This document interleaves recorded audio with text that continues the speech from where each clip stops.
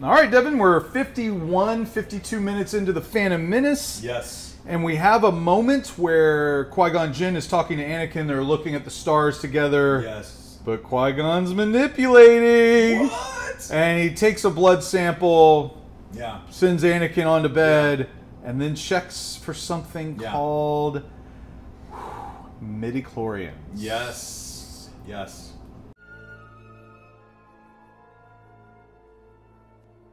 Stay still, Annie. Let me clean this cut. There's so many. Do they all have a system of planets? Most of them. Has anyone been to them all? Not likely. I want to be the first one to see them all. Annie! Ow! There we are. Good as new. Annie! I'm not gonna tell you again. What are you doing? Checking your blood for infections. Go on. You have a big day tomorrow. Sleep well, Annie. Obi-Wan? Yes, Master. I need an analysis of this blood sample I'm sending you. Wait a minute. I need a midichlorian count. The reading is off the chart. Over 20,000. Even Master Yoda doesn't have a midichlorian count that high. No Jedi has. What does that mean? I'm not sure.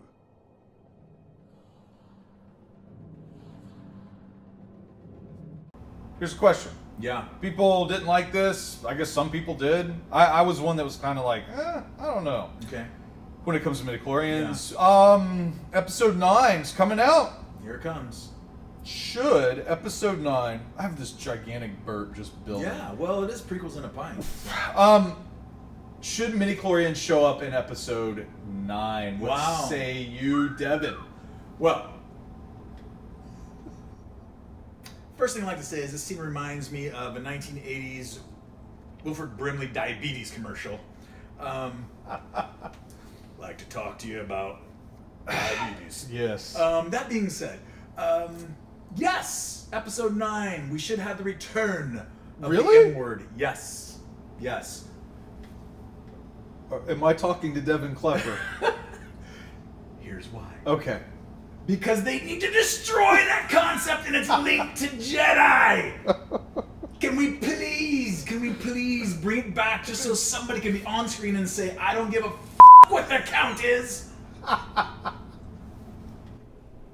You can be strong with the Force without that. You get a car! You get a car! Thank you. You're a Jedi! You're a Jedi! Thank you. Really? That's kind of your stance. You want to get away with do away with midichlorians. Growing up, and this isn't a midichlorians wrecked my childhood story. Are you sure? I'm saving that for the patron-only episode. But here's what it did do. For me, it took like the mysticism out of Jedi. I can see it. Yeah, that's what what happened for me. Yeah, and it's like, oh, so it has nothing to do about being like diligent, humble, having these character traits to develop the Force. It's all about, it's predestination. It's your blood count.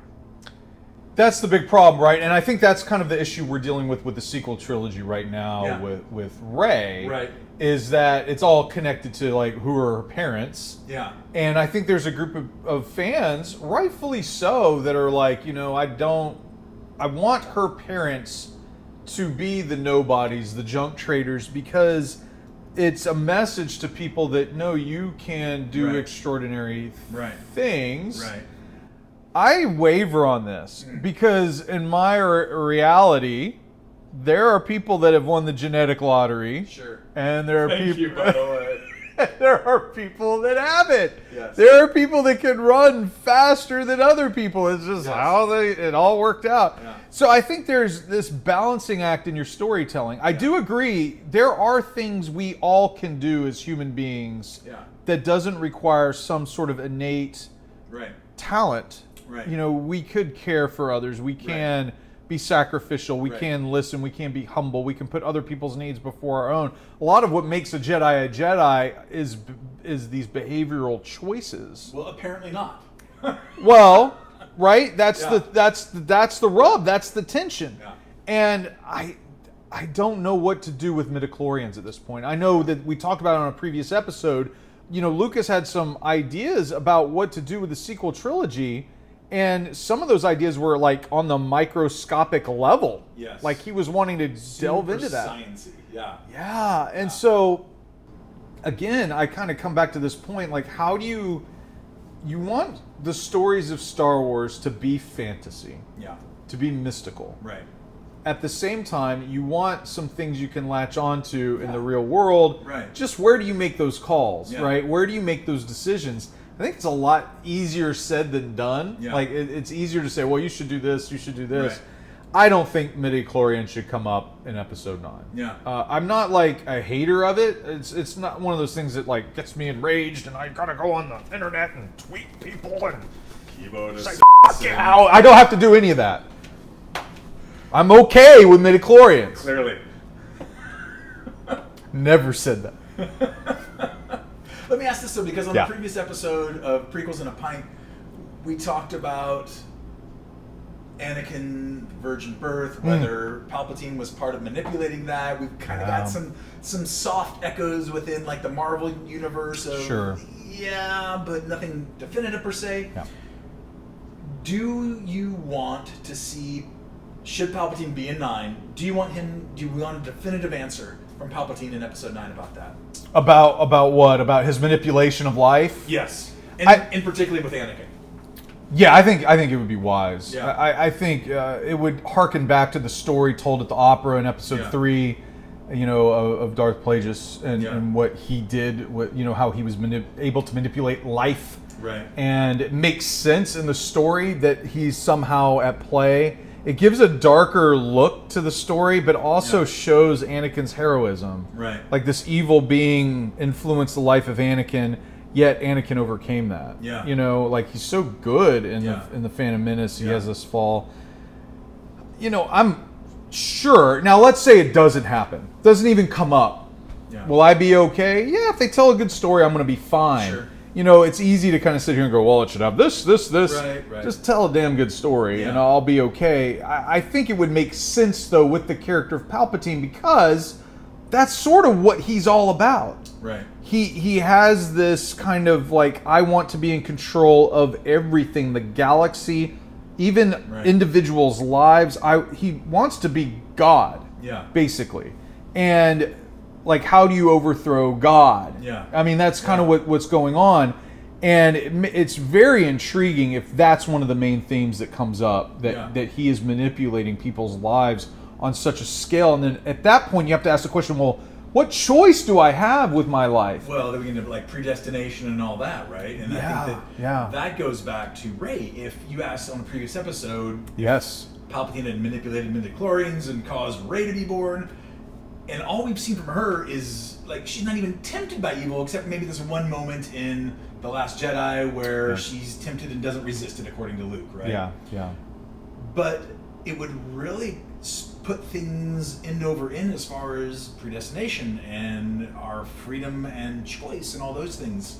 But let me ask you this, because this is what came to my mind when you were pontificating. Is that what I was doing? You were. Awesome. Assuming we see Palpatine in 9 in some form, are episodes 1 through 9 as much Palpatine story as it is the Skywalker story? Is that too much of an overstatement? I still think it is a Skywalker story. I think it's, you know, whatever Palpatine's role is in the story ultimately, and I think we'll find out in 9. He is the antagonist. You know, he is the Satan, right? You know, the evil one. And it is how do these characters overcome that? Even when you're dealing with an antagonist that can manipulate, control life, and control so much, right? And there's something wildly heroic about being faced with like overwhelming evil to the point where like life can be controlled and trying to overcome that. I find that like to be this just an incredible story. Very intriguing. And I think humans in general, we want to be able to have responsibility for our actions. We want to be able to have, you know, free choice over what we do with our lives and how we act, how we behave. whether it's good or bad. We want control. And so if you think about what Palpatine may be and what we're talking about, it's almost like, okay, if it does go in that direction, it is dealing with this kind of bigger question of like predestination. Do we call the shots? Who calls the shots? Right. And I find that endlessly fascinating, especially in a fantasy story. I think it's just wonderful to think about. So absolutely. Yeah. What do you guys think? Do you want Palpatine to be the puppet master of life? Should Rey be his creation, or should we just like sweep that under the rug and go in a different direction? Let us know. Darth Geppetto. See you guys.